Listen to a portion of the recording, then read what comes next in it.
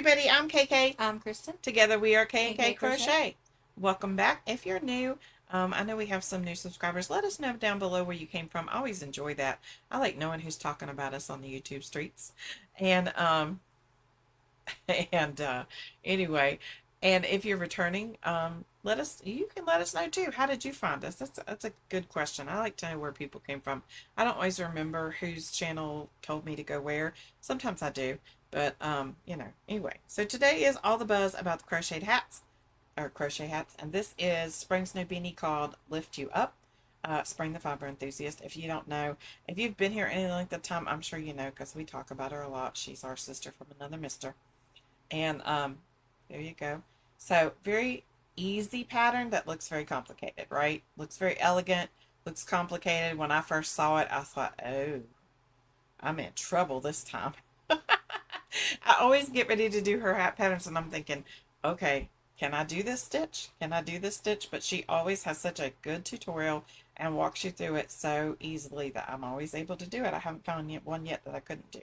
Um, so she tells you how to do the increase, and then there's a repeat here that she teaches you, and once you get the repeat you just fly through it, and then it has the basic front post back post double crochet rim. So super cute and easy pattern, quick. So I thought I'd talk to you a little bit about it. I always try to listen first to see what hooks and yarn I need, and then to see if I need to modify. Like if she uses a 3-weight, then I need to modify and look and see if I can find a different yarn because I normally use a 4. So I just try to look at that first and then figure out the hook size. So her hook size this time, I know my tension is much tighter than hers. My tension is tighter than everybody's. Like, I think mine's tight, and then I bring it to her, and she's like, why do you crochet so loose? I'm like, I don't. Her tension is super loose. Mine is super tight. And so there are some designers I know that I've had to go up at least 2 hook sizes to meet their gauge. And I don't do gauge. So I just fly by the seat of my pants and go with it. Like the reason I figured out I need to go up 2 hooks to meet their gauge is because I did something. Like one designer I'm thinking of in particular, I did some of her stuff before and it came out super small. And I thought, oh, what did I do wrong? It was my gauge. It was my tension. So I figured out by trial and error the next time I did one of her things to go up a bigger hook size. So when Spring was getting ready, so I'm digging through my hooks and I'm trying to figure out what I'm going to use to do this. And I'm looking and I recognize the hook she has. And I know that she usually uses a 5.5 for her hooks for her hats. So I'm looking at it and I'm going, okay, I know I don't have a 5.5. The reason, well, I do. I know I don't have a 5.5 in a boy hook that I like. I think I might have one. I don't know if it's a boy hook or if it's something else. I had made a hook one time covered a hook in polymer clay that I got, and I don't even know where it came from. And it's this hook right here. And if you all have been here for a while, you remember when we made those. So that was my hook that I covered in polymer clay, and it's a 5.5, and I'm looking to see, it might be a Bates hook. I can't really tell because It does. It looks different than I a don't use boy. Bates hooks, but whatever. So I use boy. And as I'm looking through boy before when she was talking about using a 5.5, I said, okay, I have a I, which is what she said she's using as a 5.5, and my I is a 5.25. This is a boy hook, 5.25 I. So my I doesn't match what her says. So I thought, okay, I'll go up. Maybe my next hook is that size. My next hook is a J, and it is a 5.7. 5.75. Why do I think it was a 6? For some reason I thought it was a 6, and I've been using it as a 6, and that's probably a problem. And I remember the first time she mentioned this to me, I went, 5.5. I went through my hooks. I have hooks that are from Amazon, and I do have 5.5s in those. Right, so it's based on where you get your hooks from, right? And so I'm going through and I'm gravitating towards this because this is what I usually use as the I, 5.25 for hats. And I'm thinking, okay, that's not going to work. I know I'm going to have to go up because my tension's tight. So I'm going to go up to a J, which I thought was a 6, and I'm real shocked to see it says 5.75. I think in other kits it is a 6. See, this is insane. Why can't we all just be the same family? Like a 5.5 is a 5.5 and a 6 is a 6. Why do all these companies have to go and name all their hooks like it's like they're naming kids all different names? What in the world? Come on, people, get it together. And then, so I hear Spring in the background talking in a video as I'm looking through trying to find a hook that I think will work. And she goes, "You may have to go up a size." And I thought, well, yeah, I'm going to have to go up a size because my tension's tight. And then she said, "or two." And I thought, hmm. And I looked down in my bag and I had this, which is a furls, and it's an L, and it says it's a 7. And I thought, really? And I thought, now you know you make this hat's going to be way too big. Well, this is what I used to make her hat. I used the L7. Now, I'm not telling you this is what you have to use. I'm not saying anything's wrong with the pattern. There's nothing wrong with the pattern. It is tension. So when you make a hat pattern by somebody and you go, well, mine didn't turn out right, it's on you. You need to gauge your tension. You need to make the hat, or if you want to do a gauge swatch, do a gauge swatch, whatever works for you. I don't do those. Quite frankly, my tension might change from today to tomorrow, so it's not going to do me any good to figure that out. I just make the hat. Okay? Somebody's going to be able to wear the hat. Maybe a little, maybe an adult. It doesn't really matter. So I just make the hat. But I know from experience that my hats lately, all of them, no matter whose pattern I'm making, are turning out small because my tension is tighter. And the only thing I can assume is that I've got a death grip on trying to get it done and in a hurry. I don't know. It is what it is, right? I've always liked my tension to be tight. I don't know what it is about that. But if you notice, this is not tight tension. You can look and see. It's not tight at all. And you know why it's not tight? It's because I used a bigger hook. I used an L, a 7, and a different brand hook. I think yes, I know that gauge has to do with the size of the hook, but I also think it's brand. I'm not sure the name of the hook that Spring was using, but it's more like this than it is my boy hook. I can tell you that right now. So it is all on you. You have to figure out your tension. You have to figure out what works for you, and you need to use a hat chart, or like the hat sizers that somebody gifted me, to figure it out. So Crochet Crowd has an absolutely fabulous hat sizing chart. You can look it up and find it, and it will tell you how big the crown should be. So your crown is talking about when you get down to your last increase here, right where this line is here, and you measure straight across, you should have a certain number of inches for whichever kind of hat you want. And the chart will tell you. It will say like so many inches for an adult, so many inches for a child, blah, blah, blah. You use that to figure out where you need to be. Let's say you made this and it came out as an adult size, and then you want to do one for a child.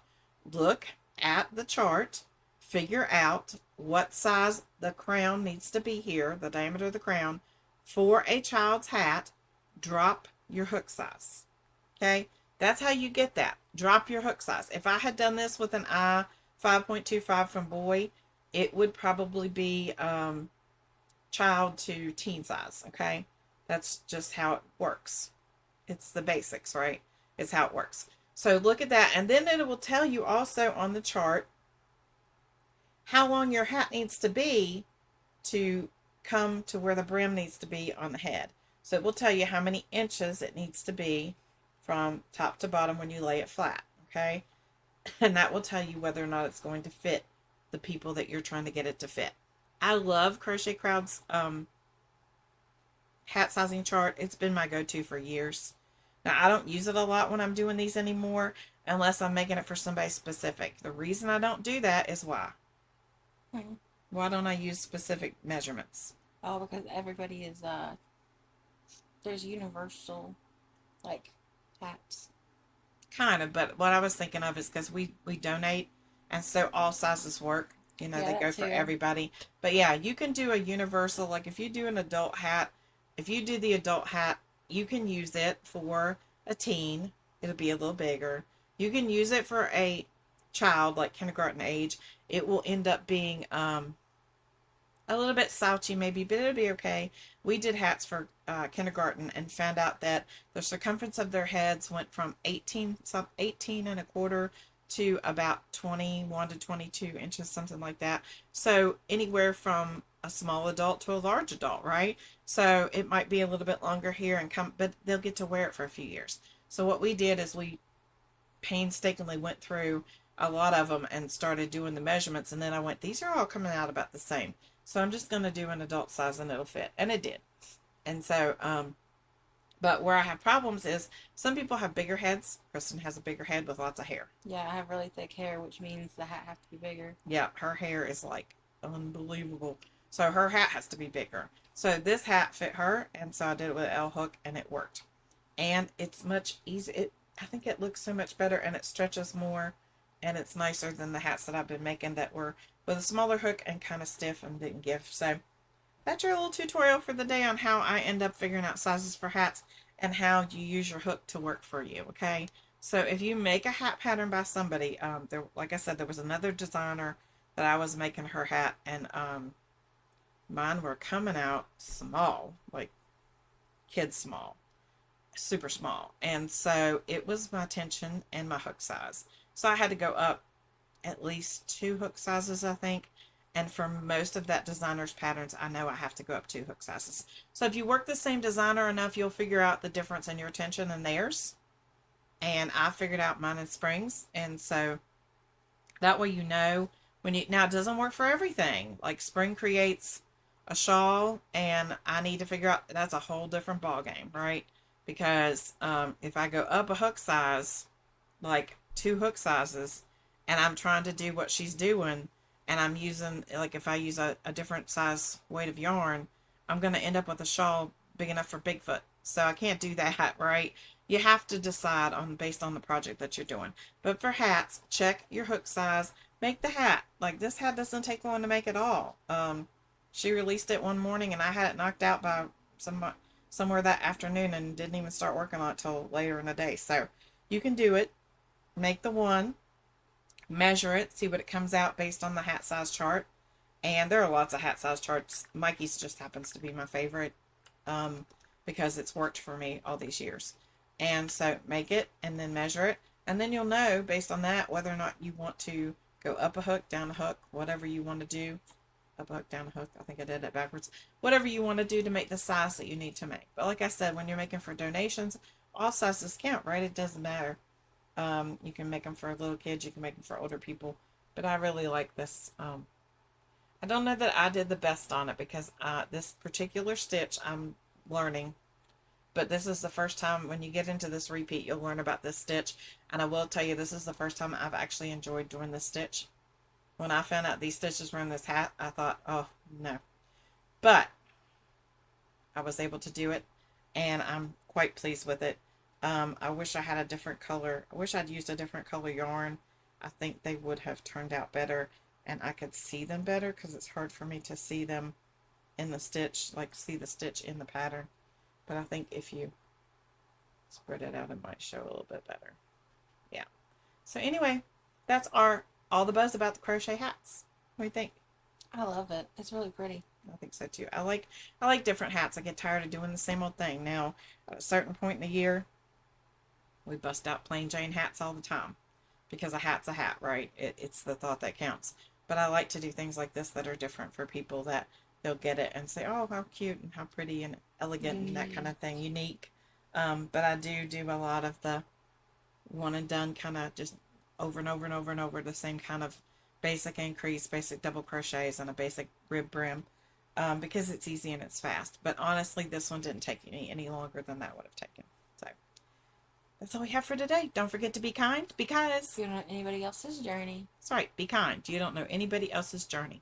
And last month was Mental Health Awareness Month, but every month should be Mental Health Awareness Month. And we have recently heard of another situation in our community. Telling you guys, it's one after another, after another, after another. And I don't know all the details yet, but I do know it's tragic regardless. I do know the family, and it's hard when family is left behind. But I did see something this week, somebody who was talking about their struggles and about how it feels. And I don't think we completely ever understand how it feels to be in that situation and feel like that's your only answer. So be kind to somebody. So, in case that's what they're thinking, they know they're loved and they have a reason to stay. If you don't know what we're talking about, look down below. I'm having trouble lately with YouTube popping up our regular things in the description box like I've had set up forever. I don't know why it's not doing it.